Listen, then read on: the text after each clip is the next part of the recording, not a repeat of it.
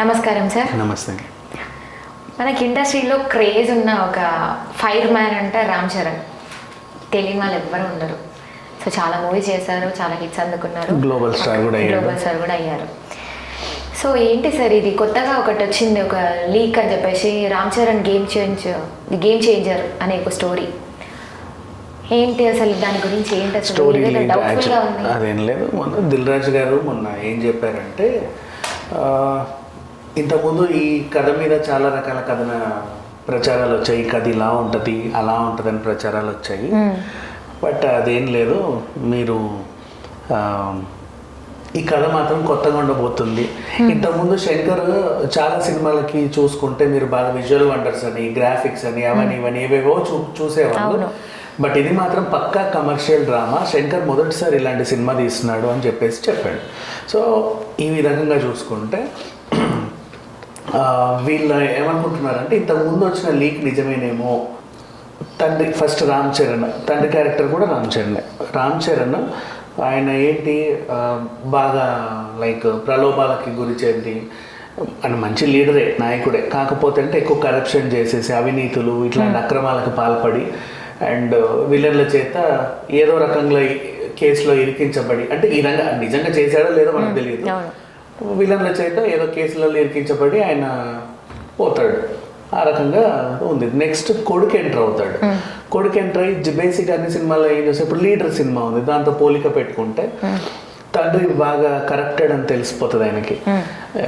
తెలిసిన తర్వాత సుహాసిని గారితో మాట్లాడి, నాన్న ఇంత కరప్టెడా, ఇది నేను మార్చాలి అని చెప్పేసి కొడుకు వచ్చి మళ్ళీ సీఎం పోస్ట్ అయ్యి రకంగా మారుస్తాడు. సో ఆల్మోస్ట్ స్టోరీ అక్కడి నుంచే తీసుకున్నప్పటికీ ఇక్కడ హీరో క్యారెక్టర్ని వీళ్ళు చేంజ్ చేశారు. ఏం చేశారంటే, ఈయన ఎన్నికల అధికారి. ఇప్పుడు ఎన్నికల అధికారి ఉంటాయి కదా, ఇప్పుడు మనకి ఎలక్షన్ కోడ్లు విధిస్తారు, ప్రచారం ఈ టైం అంటే ఈ టైమే ఉండాలని చెప్తారు, వైన్స్ బంధులు, ఇట్లాంటి ఎన్నికల అధికారి. లాస్ట్ టైం బన్వర్లాల్ అని ఒకడు ఉండే మనకి ఎన్నికల అధికారి. సో అలా ఎన్నికల అధికారి అనమాట ఈయన చేతుల్లోనే అన్నీ ఉంటాయి. He's the game changer. అంటే ఎన్నికల అధికారిగా ఉంటూ ఆ ప్రత్యర్థులని ఎలా మట్టు పెట్టించాడు అనేది అసలు కథ అనేసి చెప్తున్నారు.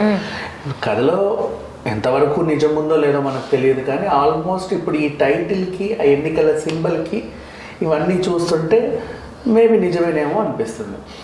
సో ఈ రకంగా అనేది ఇప్పటివరకు అయితే ఇట్లాంటి స్టోరీ అయితే రాలేదు. అంటే ఐ మీన్ ఇప్పుడు తండ్రి సీఎం అయ్యి ఏదో కారణాల చేత చనిపోతేనో లేకపోతే ఇంకేదన్నా అయితేనో కొడుకు వచ్చి దాన్ని ఉద్ధరించే సిచ్యువేషన్స్ మనం చాలా చూసాం.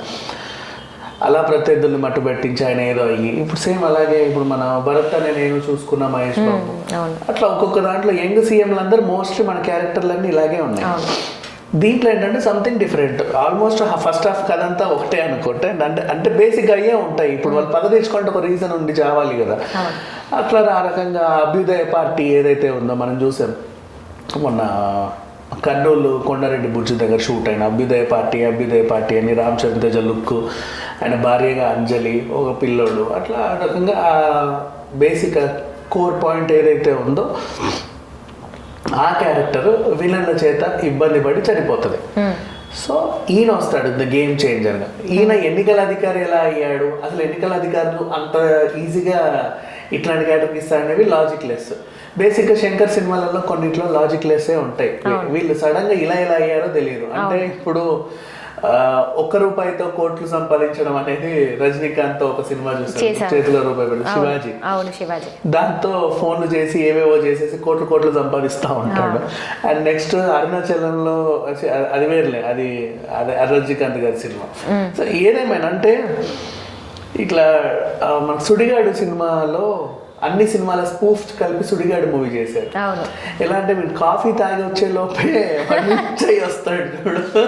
ఆ రకంగా చూసుకుంటే అది శంకర్ సినిమానే కొంచెం స్పూఫ్ చేశారు అనుకోవచ్చు. బట్ ఇక్కడ ఈ పిల్లోడు, ఈ అబ్బాయి గేమ్ చేంజర్, ఈ అబ్బాయి ఎంత యంగ్ ఉన్నాడు, ఈ లుక్. ఈయన ఎన్నికల అధికారి ఎలా అయ్యాడు అంటే, అంత తక్కువ ఏజ్లో ఐఏఎస్ చదివాడా, ఐపీఎస్ చదివాడా, ఇంకేమన్నా చదివాడా, అంత షార్ట్ బాగా తెలివైన వాడా, ఓన్లీ విదేశాల నుంచి ఇంకేమైనా చేసి ఇక్కడ ప్రిలిమ్స్ ఎగ్జామ్స్ బాగా రాసి ఇంకేమన్నా అయ్యాడా, ఇవన్నీ మనకి కొంచెం లాజిక్లెస్ గా ఉంటాయేమో అనిపిస్తున్నాయి.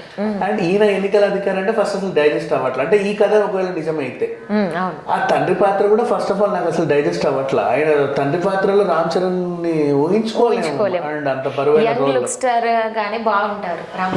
తండ్రి అంటే మరి ముసలి గెటం కాదు, ఎప్పుడో జరిగిన స్టోరీ, పిల్లోడు పెరిగి ఇప్పుడు వచ్చాడు అన్నట్టుగా మనం చూపిస్తున్నారు. కానీ ఆ రకంగా చూసుకుంటే డైజెస్ట్ అవ్వట్లేదు. ఎట్లుంటే ఒక విలేజ్లలో సర్పంచ్లు ఉంటారు చూసావా, నాకు ఆ లుక్ కనబడింది ఆయన చూస్తే తప్ప. నాకు ఆ ఫీల్ రాలా. ఆయన సీఎంఓ లేక ఏదన్నా మినిస్టర్ ఏంటో మనకు తెలియదు, కానీ ఓవరాల్గా ఆ పార్టీ నాయకుడు ఆ ఫీలింగ్ అయితే రాలా. But it's okay. ఓవరాల్గా చూసుకుంటే గేమ్ చేంజర్ కథ ఏదైతే లీక్ అయిందో, నిజంగా ఆ కథే కనుక సినిమాగా వస్తే అఫ్ కోర్స్ అది కొత్త టైప్ ఆఫ్ కథ, the attempt was very good అనుకోవచ్చు. కానీ రామ్ చరణ్ తేజ గారిని మాత్రం అందులో ఊహించుకోవడం చాలా కష్టం. నాకు తెలిసి ఎవరికి డైజెస్ట్ అవ్వరు.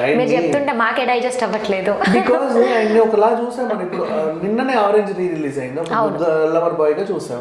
అంతకుముందు ధృవాలో అదో క్యారెక్టర్, డిఫరెంట్ క్యారెక్టర్ స్పైగా. అండ్ నెక్స్ట్ ఇంకా ఒక్కొక్క దాంట్లో మగధీరగా చూసాం. నిన్న ట్రిపులర్ లో ఆ గెటప్ లో చూసాం.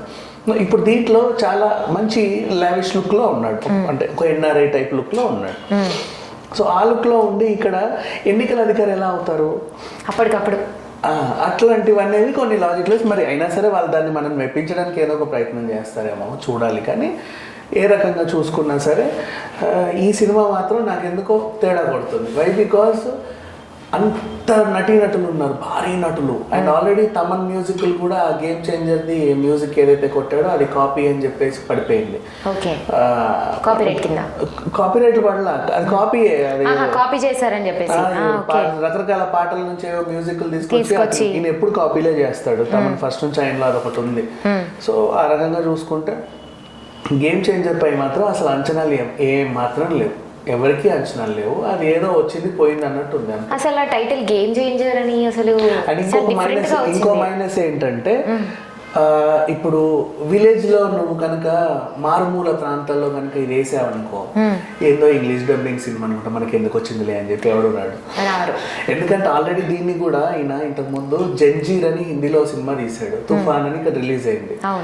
అక్కడ చూస్తే అప్పటికే ఈయన మంచి స్టార్ ఆల్మోస్ట్. ఆ చిరుతతోనో లేకపోతే ఇంకా మగధీర సీజన్ లో చాలా మూవీ చేసి పర్వాలేదు, చాలా 4-5 చేశాడు. కానీ 2-3 మంచి సినిమాలే చేశాడు, అందరూ సినిమాలే చేశాడు. సో ఆయనను కూడా ఆయన జీర్ణించుకోవాలి. ఈయన ఎవరో అనుకున్నారు అందరు చూసి, ఎవరో ఏంటో మనకి ఎందుకు వచ్చింది కూడా సీరియస్ చూడలా. ఒకరోజు అంటే ఒకరోజు ఆడలేదు ఆ సినిమా, తెలుసా. సో ఆ రకంగా చూసుకుంటే ఇప్పుడు గేమ్ చేంజర్ అనే ఈ టైటిల్ ఏదైతే ఉందో ఆయనకి సింపుల్ గా, ఇప్పుడు ఈవెన్ అది ఇంగ్లీష్ టైటిల్ లాగా అనిపిస్తుంది సార్. మనకి ఇంగ్లీష్ ఫీలింగ్ రాలేదు, ఎందుకంటే ఆర్ఆర్ఆర్ ఉండేసరికి ఇది ఏందో అనుకున్నారే. కానీ 3 అక్షరాలే కాబట్టి డైజెస్ట్ అయ్యేది జనాలకి. గాడ్ ఫాదర్ కూడా అంత రీచ్ అవ్వాల. సో అట్లా కొన్ని ఈవెన్ నాగార్జున గోస్ట్ అని వచ్చినా అంత రీచ్ అవ్వాలి, అది రీచ్ అవ్వలేదు. కొన్ని సార్లు ఇంగ్లీష్ టైటిల్ పెడితే ఏంటంటే మనం ఎట్లా ఇప్పుడు ఇంత ఇప్పుడు గ్లోబల్ లెవెల్లో స్టార్ అయ్యాడు, అందరికి తెలుసు. మారుమూల ప్రాంతాల నుంచి మన చిరంజీవి కొడుకు పెద్ద ఏదో అయ్యాడు అనే ఇది ఉంది కదా. వాళ్ళకి అసలు ఈ సినిమా రావాలంటే అది ఏం సినిమా నోట్లో రావాలి కదా. మారుమూల ప్రాంతాలకు మాస్ జనాలకి పాపం వాళ్ళకి చదువుకున్న వాళ్ళు ఎడ్యుకేటెడ్స్ అంటే ఓకే. అండ్ నెక్స్ట్ ఇంకొకటి, వాళ్ళకి ఎన్నికలు ఎలక్షన్లు అంటే కూడా చాలా మందికి తెలియదు. అట్లాంటివి ఇంత వేదాంతం చెప్తే వాళ్ళు ఏం వింటారు, వాళ్ళకి ఏం తెలుసు అవన్నీ ఏం జరుగుతుంది అసలు ఇక్కడ. అందుకే శివాజీ కూడా హిట్ అవ్వాల. శివాజీ మంచి కాన్సెప్ట్ చెప్పాలంటే తెలుసా, అది రజనీకాంత్ గారి సినిమా చాలా మంచి కాన్సెప్ట్. అది అంత బరువుగా తీసినా ఎక్కల జనాలకి. కొన్ని సినిమాలు అంతే, అవి అంత ఈజీగా అర్థం కావు. అండ్ ఆ అర్థం కాని ఆ చిన్న మిస్టేక్స్ వల్లే డివైడ్ టాక్ వస్తే ఫ్లాప్ అయిపోతాయి. అది జరిగింది. ఓకే సార్, మూవీ గురించి చాలా మంచి రివ్యూ ఇచ్చారు. Thank you so much.